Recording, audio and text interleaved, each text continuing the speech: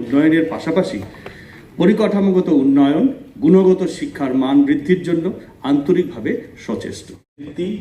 মাধ্যমিকোত্তর বৃত্তি, doctor B.R.. Ambedkar স্বর্ণপদক পুরস্কার, ডক্টর বি.আর. আম্বেদকর মন্ত্রী শ্রীমতী শান্তলা চাকমা মহাশয়াকে যার দৃঢ় অঙ্গীকার ও নেতৃত্বে অন্যান্য অগ্রসর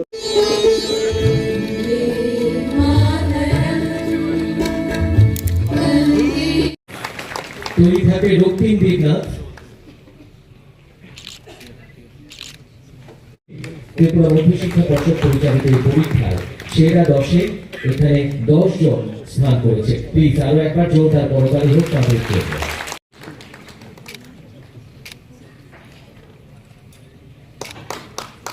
মিঠুনাথের পর এগিয়ে আসবে দেবলীনা দেবনাথ। জোরে করতালি হোক নেক্সট মিঠুনাথ তৈরি থাকে।